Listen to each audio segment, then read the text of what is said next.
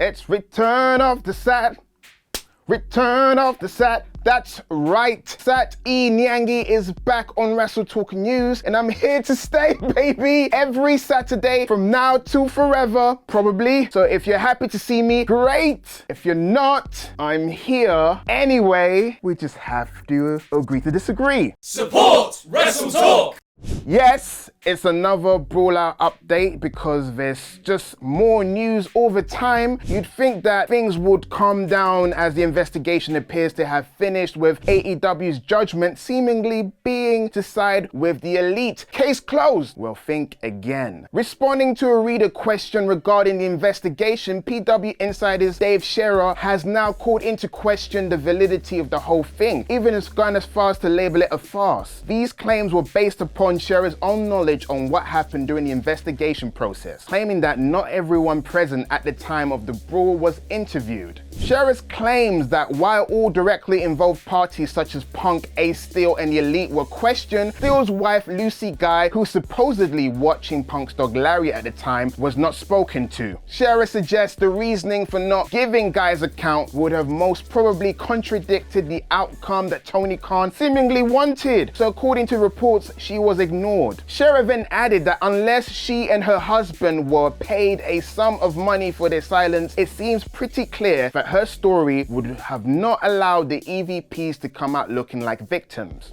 As Scherer states, this latest report goes against what the perceived outcome of the trial has been, with the Elite's imminent return suggesting that the investigation concluded in their favor. Now, it is important to note that this report is coming from Scherer directly, and we have no real idea what information he has that others don't, so take it as you will. Current AEW talent Matt Hardy also made headlines yesterday when discussing the investigation on his Extreme Life of Matt Hardy podcast. I'm very happy they're back. I will say this right here, right now. Those guys didn't do anything wrong in this situation. If anything, they were the victims. And I'm telling you that from a first-person perspective. I was there. I witnessed it all, and I love all three of those guys. However, Hardy later tweeted to clarify his comments, refuting the statement that he was present at the time. My comments from this week's Matt Hardy pod have been misconstrued. I was not at All Out 2022.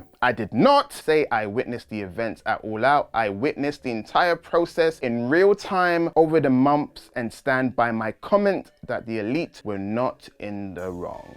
Finally, Tony Khan's public stance on the matter has not changed. Speaking in an interview with Sports Illustrated, TK was asked about Colt Cabana's recent AEW return and what it meant for CM Punk, in which he dodged giving an answer, instead talking about Jericho facing former ROH champions. TK also, interestingly, refused to comment on a question regarding the Elite's impending return. As we said 2 months ago and have been since, more is likely to come out about this story, so keep on staying tuned to WrestleTalk.com for more updates. While everyone eagerly awaits the return of the Elite to AEW, on the WWE side, the same can be said for Naomi and Sasha Banks, who have still not returned since their WWE walkout back in May. While all is quiet on the Naomi front, for Banks, something very exciting could be on the horizon. Posting to her Instagram story, Banks teased that there's something effing crazy coming on an upcoming unspecified date. Most interestingly though, she said that she's been waiting for this for the past 6 months. If my math serves me right, it's been 6 months since Banks walked out, so surely this is it, right? WWE return, maybe? No more teases. Come on, Sasha, this has to be it now.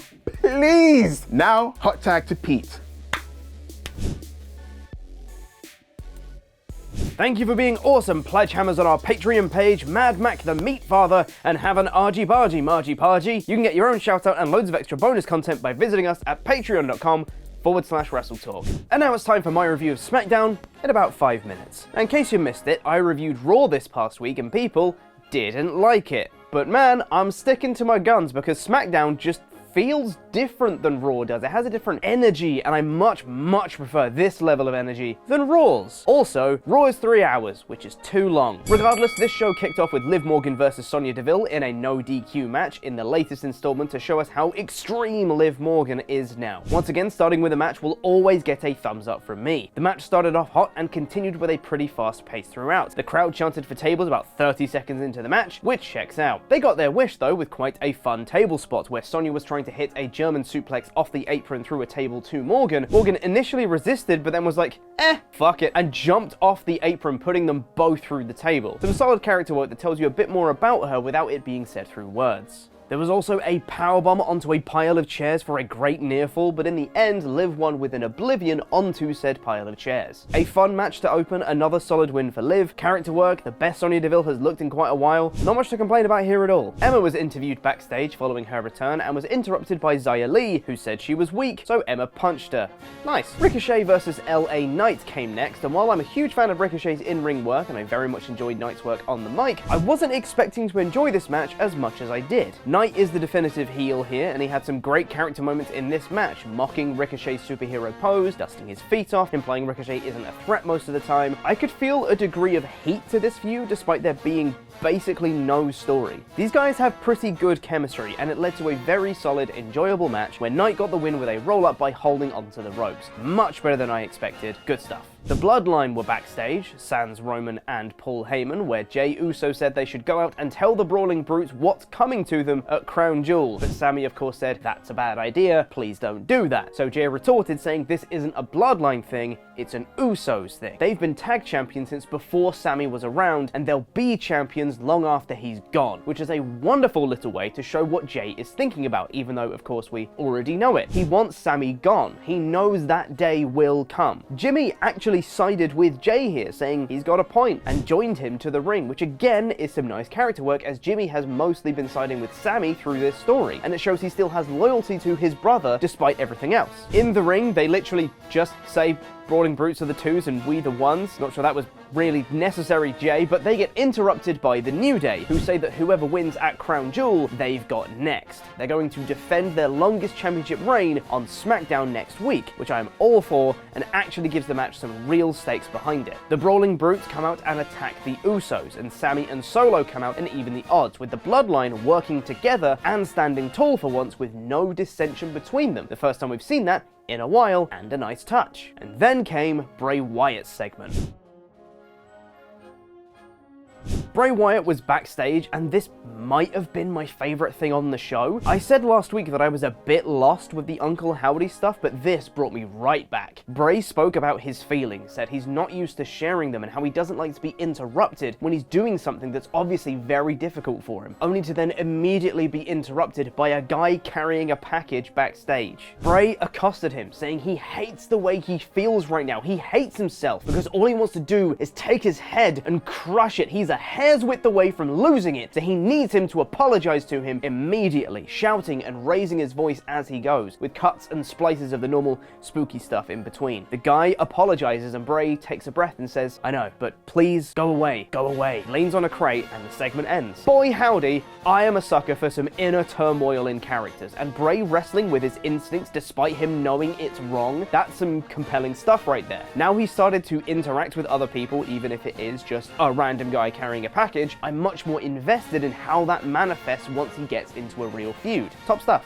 Shayna Baszler was accompanied by Ronda Rousey for her match against Natalya, where she won in a relatively short match. Natalya attempted to pin Baszler while in the Kirifuda clutch, but Baszler simply said no and rolled her back, choking her out for the win. The commentary team put over that the OG Baszler was back, and while I didn't quite see that in the match, wouldn't have given Natalya quite as much offense as she did, I did see it in the post-match, because Baszler then kneed Natty in the face, who bled everywhere and acted as if she had a broken nose. That was also some really effective stuff, and man, they really haven't taken a misstep on this show so far, have they? So Braun Strowman's segment was next, and would you look at that? A misstep. I mean, sort of. It was fine, I suppose. I just don't care. MVP had organised that Strowman face 5 people at once, but they were local talent. They didn't make it to the ring, as Strowman knocked them all down in his entrance in a straight repeat of that wonderful Maximum Male Model segment, and then he beat up and power slammed MVP a few times. The crowd were chanting for one more time, and he obliged, and this was all fine. Just seems like a waste of local talent when Strowman originally got over for beating up local talent. Alexa Bliss and Asuka vs Damage Control rematch is happening at Crown Jewel. Alrighty then. Next week, with absolutely zero context of what this is, on SmackDown, we begin the Smackdown World Cup. What the f does that mean? What is it? What's the prize? Who's in it? We don't know. Alrighty then. Shinsuke Nakamura is facing Santos Escobar next week as well, and Legado del Fantasma cut a really good promo as well, and I really like these more cinematic style promos. It really adds to people's character. And then we had the main event of Gunther versus Rey Mysterio for the Intercontinental Championship, where Rey Mysterio died. Gunther manhandled him for most of the match, which was a very enjoyable beatdown to watch, but Mysterio's comeback and hope spots were even better. Some crazy counters and near falls, countering a second rope powerbomb into a Hurricane Rana after the powerbomb had already started. What? Even how do you do that? The crowd were electric for all the near falls here, and rightly so. Gunther did a huge dropkick into the corner, followed by an immediate powerbomb that I thought for sure was the end, but Mysterio kicked out. And the end came when Mysterio went for a 619, but got caught with a big boot, and then Gunther grabbed Rey's arm from the floor. He's lying down, grabs his arm, lifts him up into the air, and just swatted him back down with a clothesline and pinned him. I love creative and unique finishes like that, and Gunther is a master of in-ring psychology, and that it never feels cheap or undeserved. Like, he beat Tommaso Ciampa with a chop, and I loved it. That was a very enjoyable episode of SmackDown. There was a solid mix of building things for Crown Jewel, but also looking past it to what comes next. Some great wrestling, lovely character work, just all in all, fun. A very solid high 4 out of 5 show. And now, hot tag to Tempest.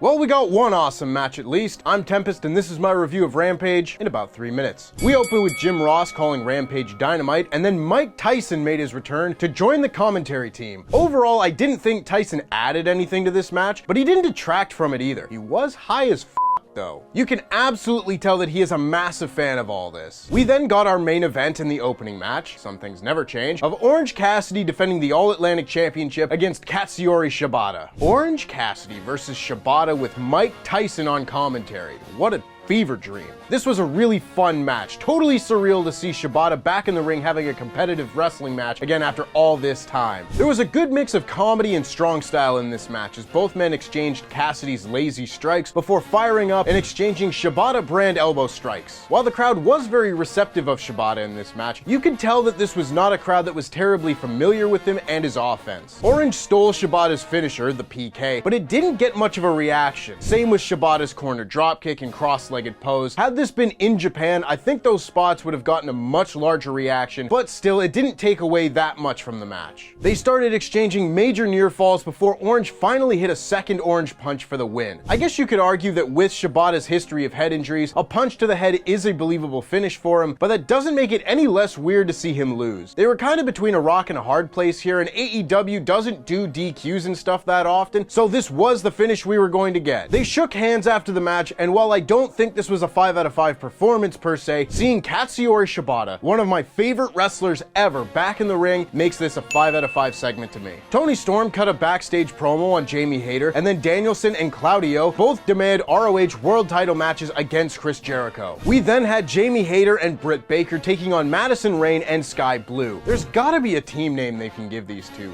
Rayne and Sky, there's gotta be. This was a competitive tag team match that served to give Jamie Hayter another win before we get to Full Gear. This match broke down with everyone getting a chance to hit their big moves, but the one at the end of that chain was Jamie Hayter, who hit the Ripcord Lariat for the win. After the match, Britt started to cut a promo on Tony Storm, but Tony came out and took out Rebel and Britt before starting a great brawl in the ring with Hayter. She put her in the Texas Cloverleaf, but Britt recovered and hit her with the belt. This was quite effective, I thought. 4 out of 5. Chris Jericho said he doesn't have to choose between Danielson and Claudio for his next challenger, instead electing to face both of them at the same time, but then he throws in Sammy Guevara as well, saying that Brian Bryan and Claudio will take each other out, and he knows that Sammy will then do the right thing, meaning lay down for him in a fatal 4-way match at Full Gear for the ROH World Championship, but Sammy didn't look convinced. Ricky Starks then made his return to TV to say that he has heard people say they want to see Ricky Starks on TV. Ricky Starks watches the WrestleTalk podcast confirmed. He says he is entering himself in the AEW World Title Eliminator Tournament, and after Full Gear, he will be the #1 contender for either Jon Moxley or MJF, and asks what happens when the blood that Moxley has spilt for AEW dries up, and what happens when a generational talent faces an absolute one. This was a very good promo, and I am very happy to see Ricky Starks back on my screen. 4 out of 5. Sammy Guevara was backstage solo and wouldn't answer anything about Chris Jericho, but challenged Bryan Danielson to a rematch on Dynamite in a 2 out of 3 falls match. I like that these backstage segments all led into one another and made for a good continuing thread throughout this episode of Rampage. We then conclude Rampage with the opening match once again, as Wardlow took on the Gates of Agony. The people are simply not into the Gates of Agony whatsoever, and as pointed out on this week's Dynamite podcast, why should they be? The Gates of Agony never win on TV, yet are promoted as this threatening force. The match itself was fine, Wardlow are a fun team and all, but it is hard to get into this when the fans in the building are having their head in their hands the whole time. Wardlow ends up hitting the Powerbomb Symphony on Khan for the win, and then has a stare down with Powerhouse Hobbs as the show went off the air. 3 out of 5. Well, Rampage still needs a lot of work, but this was a step in the right direction. Shibata's return was great fun and a totally surreal moment. Ricky Starks' return was long overdue, and I enjoyed the women's match a lot, but there is still a lot of work that needs to be done to fully rehab the image of Rampage after the last few months. This was a fine show. Watch Shibata's match. I'd probably give this like a high 3 out of 5, maybe a low 4 out of 5. I don't know. Numbers are arbitrary anyway. Go watch Survival Series on Parts of Unknown right now. It's great, I promise. Today, our fine competitors will be playing for the opportunity to win 100 pounds. Holy shit! Are we taking the briefcase? Do we win the briefcase as well? Hello, and welcome to our new hit show, Survival Series, where we've taken the most exciting